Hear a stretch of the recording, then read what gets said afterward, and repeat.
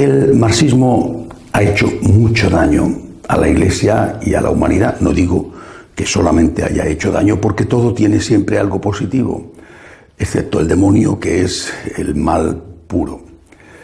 El marxismo ha hecho mucho daño a la Iglesia. Por ejemplo, convencieron a muchos jerarcas, a muchos pastores, de que no había que hablar de la vida eterna. Porque si se hablaba del cielo, del infierno, de la resurrección, se estaba colaborando con los poderosos y la Iglesia se convertía en el opio del pueblo. Había que hablar de las cosas de aquí, de la tierra, y nada más que de las cosas de aquí. Hablar de la vida eterna era colaborar con la injusticia. Bueno, la consecuencia fue que se favoreció el hedonismo, porque no solamente se quitó del horizonte del hombre la necesidad de eternidad, que además es un hecho real, por la resurrección de Cristo lo sabemos, sino que se favoreció el hedonismo, porque si solamente hay esto, pues comamos y bebamos, que mañana moriremos.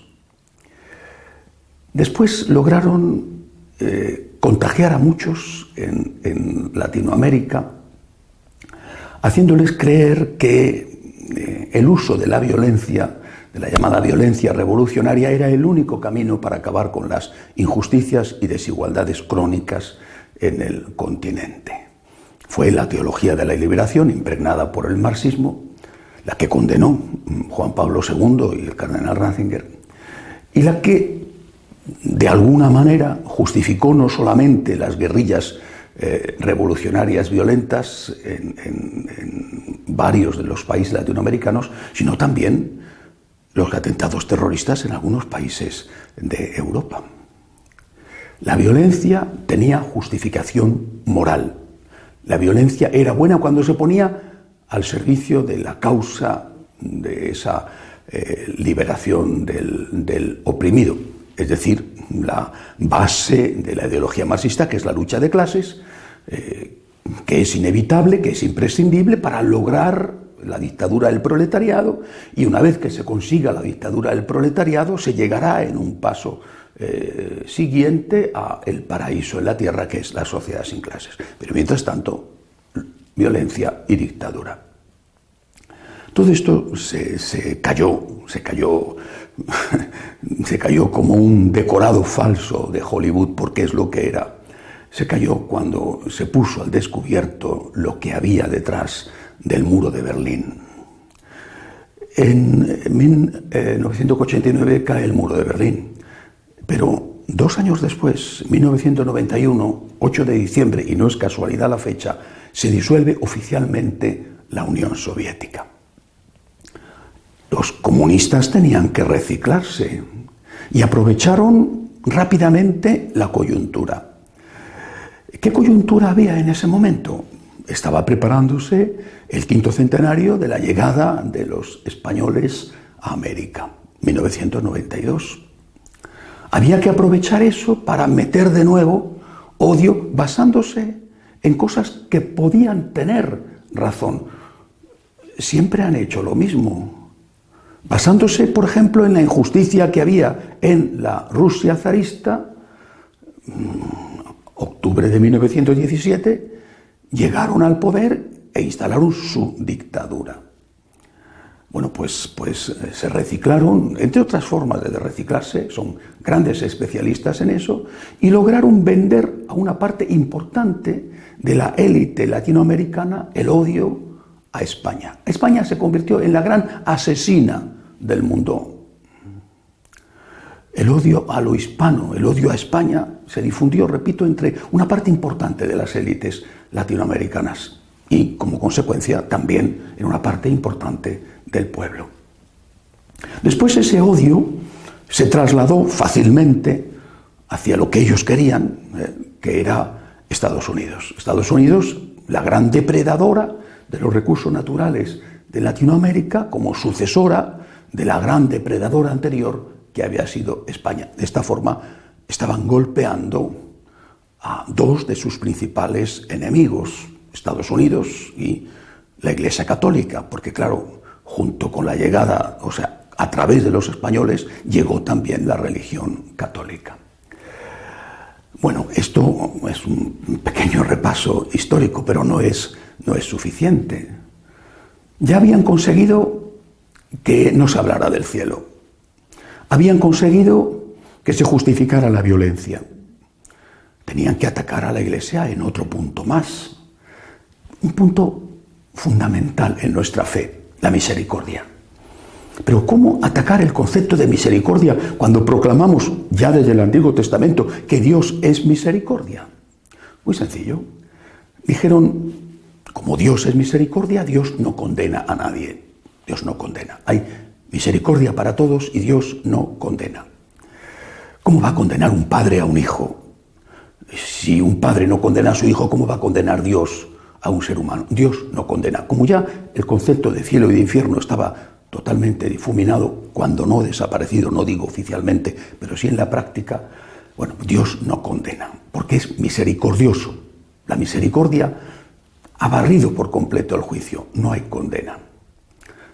Pero ligado a esto, de forma inevitable, vino la dilución del concepto de pecado, excepto en aquellos pecados que la sociedad decía que seguían siendo pecados: la corrupción, el racismo, el delito ecológico, la pederastia. El resto no había pecados. Bueno, pero si no había pecados, ¿cómo voy a pedir perdón? Vamos a ver, si yo no he cometido un pecado, ¿por qué tengo que pedir perdón? Al contrario, me ofende que me digan que tienen misericordia de mí. Si no he cometido un pecado, no pido perdón y nadie tiene por qué perdonarme y nadie tiene que tener misericordia de mí. Y así, empezando por la misericordia, se acabó con la misericordia, porque se diluyó el concepto de pecado y por lo tanto se hizo innecesario pedir perdón. Otro golpe mortal al cristianismo en general y al catolicismo en particular, que es el gran enemigo del marxismo. Y así llegamos a la situación actual. Muerte, probablemente asesinato, de un hombre de raza negra en Minneapolis, y inmediatamente el neocomunismo aprovecha esta injusticia. Los jueces dirán, probablemente es un crimen. Inmediatamente aprovechan esto para crear un movimiento que, basándose en una injusticia, no solamente la muerte de este hombre, sino el racismo, basándose en una injusticia histórica, por ejemplo, la esclavitud, genera un movimiento de tipo violento que va contra el sistema. El Black Lives Matter. La vida del negro importa, sí. La vida del negro importa, sí. ¿Y la del blanco? ¿Y la del latino, que no es blanco porque es mestizo o mulato? Oiga, ¿y la del asiático? La vida de todo hombre importa. La del negro, por supuesto. Y la de los demás también. Pero aquí no importaba. Eso era la excusa, repito. Saben hacerlo perfectamente, aprovecharse de una injusticia real para generar un clima revolucionario que consiga llegar a sus objetivos. No han faltado quienes se han convertido por un lado, en los ideólogos de este movimiento y quienes en la sombra lo han movido. Por ejemplo, Shaun King. Shaun King ha llegado más allá y ha dicho que para defender al negro hay que destruir los símbolos blancos. Y entre los símbolos blancos dice que hay que acabar, lo dice literalmente, con todas las imágenes religiosas, los vitrales de las iglesias donde presenten a un Jesucristo blanco y a la Santísima Virgen blanca. Oiga, pero es que eran blancos. Pero hay que acabar con ellos porque son un símbolo racista. Dice, oiga, pero es que eran blancos. ¿Qué quiere usted? Pues son blancos. Aparte de que debe de saber muy poco o no le interesa saber que hay muchos Cristos negros, pienso por ejemplo en el de Esquipulas, y que hay muchas imágenes de la Virgen negras, pienso por ejemplo en la Moreneta de Montserrat. Pero da igual, es que no se trata de defender los derechos de los negros o de reivindicar justicia, incluso una justicia histórica que dé lo que tienen derecho a recibir los herederos de aquellos que fueron expoliados. No se trata de eso, se trata de ir contra el sistema. Y además contra un sistema concreto, que es el de Estados Unidos, y de ir también contra la Iglesia Católica. Por eso el ataque contra los símbolos que representan a uno y a otro. A mí me preocupan ciertamente mucho más los símbolos que representan a la Iglesia Católica. ¿Por qué la destrucción de las imágenes de San Junípero Serra? ¿Por qué? Pero si no solamente fue un fundador de ciudades tan importantes como Los Ángeles o San Francisco, entre otras muchas, sino que fue un defensor de los indios. Un defensor de los indios que les proporcionó protección delante de los que iban a por ellos para esclavizarles. Pero es que da igual, no se trata de hacer una justificación histórica, se trata de dañar el sistema. Y a mí me extraña, de verdad, que el Partido Demócrata norteamericano no se esté dando cuenta de que detrás de esto está el comunismo y de que lo que buscan no es cambiar a un presidente por otro presidente, derribar a Trump cueste lo que cueste, sino que lo que buscan es herir a su país, Estados Unidos. Y me extraña y me duele que los latinos norteamericanos no se den cuenta también de que esto está yendo contra sus raíces. Hoy los latinos, sea cual sea su origen, México es el país más representado, son el 15% de la población norteamericana. Han superado ya a la población negra, está en torno al 13%, pero no solamente les han superado numéricamente, no solo les han superado y les han barrido en el control, por ejemplo, de la droga en determinados barrios, en determinados guetos, es que les han superado en la cultura y les han superado en la competencia por determinados puestos de trabajo. Es una reacción contra los latinos y contra sus símbolos y contra la fe que tienen, la fe cristiana. ¿No se dan cuenta los demócratas y no se dan cuenta los latinos de lo que hay detrás de esto? De que cuando se derriba una estatua de Colón, al margen de lo que hiciera Colón, y cuando se derriba una estatua de San Junípero Serra, que no hay ningún motivo para derribarla, están yendo contra ellos mismos. Y esto no solamente ha ocurrido en Estados Unidos, es increíble que en España, en Mallorca, la patria de San Junípero, haya sido vandalizada su escultura. Es la izquierda.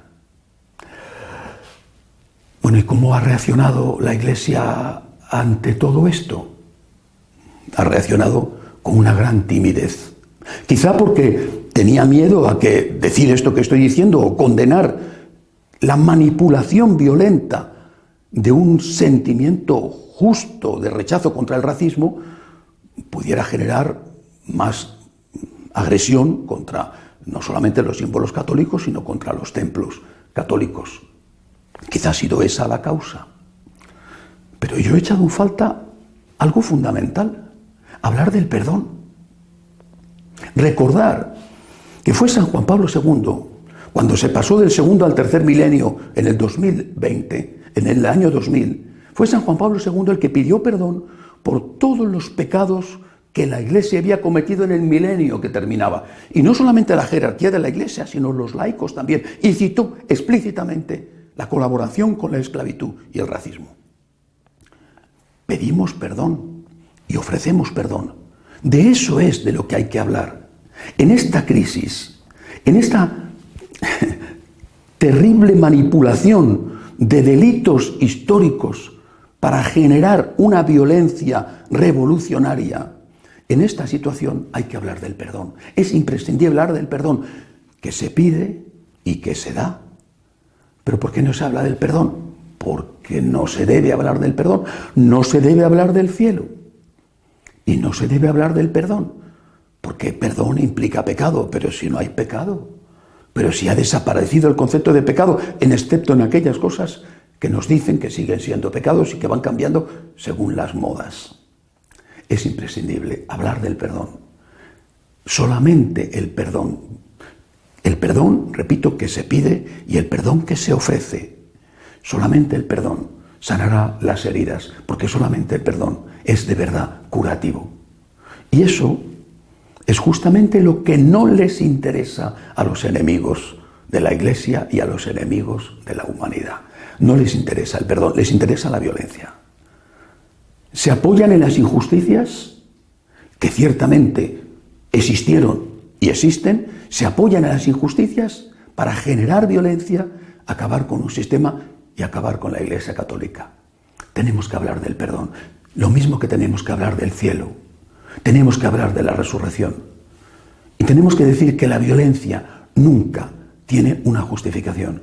Y tenemos que decir que Dios es la infinita y divina misericordia, pero que antes de la misericordia está el juicio. Que no nos quiten nuestros principales tesoros y que no permanezcamos impasibles ante los que hacen daño a nuestras raíces, pero no reaccionando con violencia contra los violentos, sino rezando por ellos y perdonando a nuestros enemigos. Hasta la semana que viene, si Dios quiere.